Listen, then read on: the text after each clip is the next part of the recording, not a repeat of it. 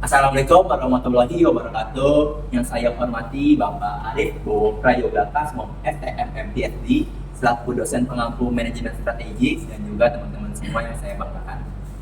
Saya mewakili dari kelompok 10 ingin merepresentasikan mengenai Barito Pacific Tbk dengan Boston Consulting Group. Nah, kita masuk ke profil pada PT Barito Pacific Terbuka. Barito Pacific itu perusahaan terintegrasi yang saat ini sudah listing di Bursa Efek Indonesia. Perusahaannya itu sudah terintegrasi oleh perusahaan-perusahaan mencakup petrokimia, energi terbarukan atau EBT, energi baru terbarukan, lalu ada pertambangan, jasa teknik, jasa pengangkut barang, pengangkut kendaraan, dan juga infrastruktur energi yang mayoritas perusahaannya itu dipegang oleh Bapak Prajogo Pangestu yang saat ini digadang-gadang menjadi salah satu naga di Indonesia.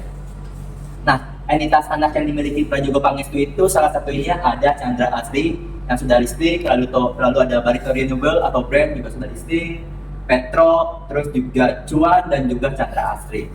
Nah, dia itu Barito Pacific ini dia memiliki market cap yang sudah listing di bursa sebesar 380 triliun.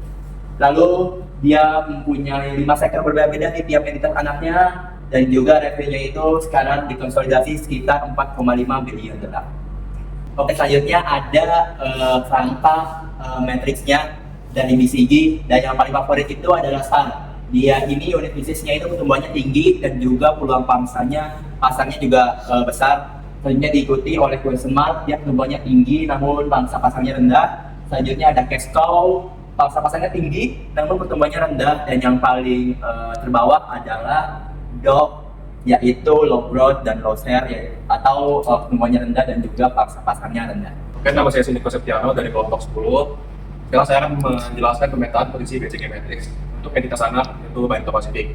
Pertama ada Chandra Asri Pacific dengan kode saham TPIA. Dia berada di posisi start karena posisinya dengan pertumbuhan tinggi dan market share tinggi. Lalu ada Barito Renewable Energy, yaitu brand, dia juga berada pada stars. Lalu ada PT Petri Berdaya Kreasi dengan kode ticker Cuan, dia berada di question mark. Lalu ada Chandra Asri Investasi, yaitu CDI, dia berada di question mark juga. Lalu ada PT Petrosi, dia berada di cash cow.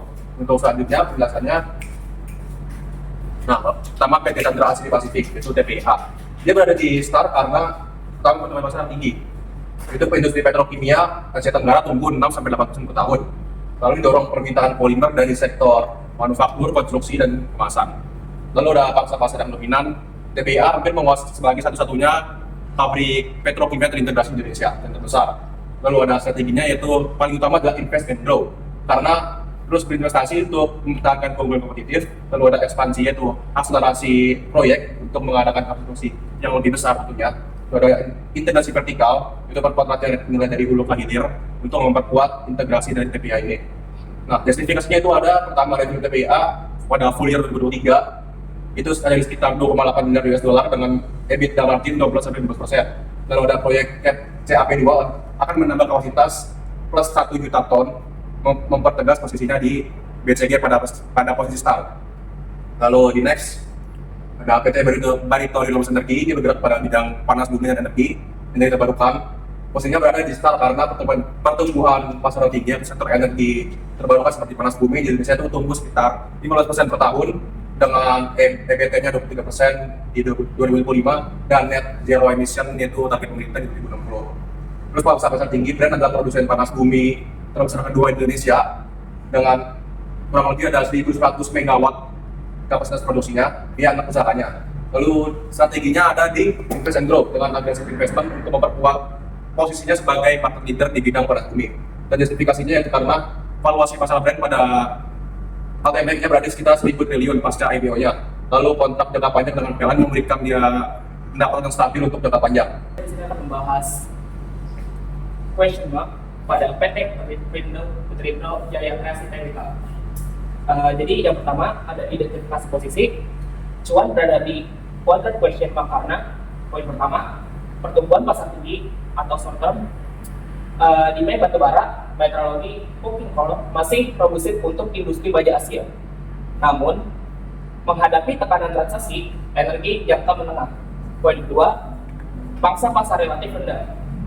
Cuan adalah pemain baru yang listing 2022 dengan skala operasi yang masih berkembang dibanding pemain mapan seperti Bumi Resources atau Adan. Poin ketiga, ketidakpastian regulasi. Pada kebijakan fase out global menciptakan ambiguitas trajektori pertumbuhan. Sorry, cut dulu. Oke, selanjutnya ada strategi korporasi. Jadi strategi utama, selective invest atau divestasi bertahap. Pada poin opsi A, will, jika coking coal dipertahankan sebagai komoditas transisi, investasikan untuk meningkatkan pangsa pasar dan efisiensi operasional. Pada opsi B, harvest, memaksimalkan cash flow dari operasi saat ini tanpa reinvestasi besar, gunakan kas untuk mendanai SPU lain. Poin ketiga, pivot strategis, evaluasi konversi ke mineral kritis nikel cobalt yang sejalan dengan agenda elektrifikasi. Poin terakhir, risk mitigation, melindungi portofolio dengan ESG, compliance, dan carbon offset program. Selanjutnya di bagian justifikasi posisi question mark. Yang pertama, pasar batu bara metalurgi global masih tumbuh 3-4% per tahun hingga 2030. IEA 2024 karena kebutuhan produksi baja untuk infrastruktur. Poin kedua, namun pangsa cuan kurang dari 2% dari total produksi batu bara, Indonesia mencerminkan posisi pasar yang lemah. Poin selanjutnya, ketidakpastian regulasi. Coal moratorium carbon tax menambah resiko investasi. Poin terakhir, diperlukan keputusan strategis korporat dalam 2-3 tahun untuk menentukan apakah cuan akan diperkuat atau kita akan keluar dari saya. Ini berikutnya ada ringkasan strategi korporasi. Itu ada TPIA dan Chandra Pasifik, itu posisinya itu sebagai BCG-nya itu di start, dan strateginya invest dan grow. Ini prioritasnya sangat tinggi. Jadi TPIA ini sangat tinggi banget buat kita investasikan dan makin berkembang. Selanjutnya itu ada yang kedua, itu ada brand, ada Barito Web Plus, dan posisinya itu ada start dan juga dia invest dan expand. Prioritasnya itu sangat tinggi. Nah, investasinya ini sangat tentu saya sangat tinggi buat diinvestasikan dan expandnya juga sangat tinggi. Selanjutnya itu yang ketiga itu ada cuan, periode jaya kreasi. Ini itu posisinya itu ada question mark, itu strategi itu ada selective dan pivot, dan itu dia prioritasnya itu sedang. Jadi nggak sangat berbeda dengan brand dan TPIA, posisinya jadi cuan ini sangat di tengah-tengah ya, sangat middle gitu. Sedang.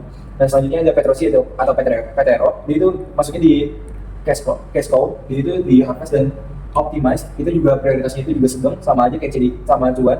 Jadi itu lebih di tengah-tengah antara TPIA dan juga brand. Selanjutnya ada CDI atau biasanya kita sebut CDIA, Chandra Daya Investasi, itu berada di question mark sama aja kayak cuan. Dia itu build dan integrate, dan ini dari sedang sampai ke tinggi. Jadi dia melebihi dari PTRO dan juga cuan, tapi CDIA ini dia lebih bisa dominan ke tinggi dan juga dominan sedang. Next.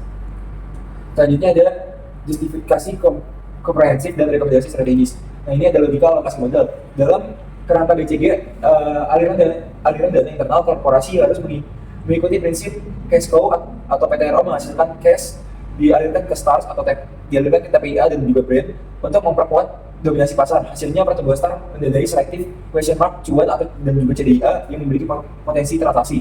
Selanjutnya itu ada konteks transisi energi.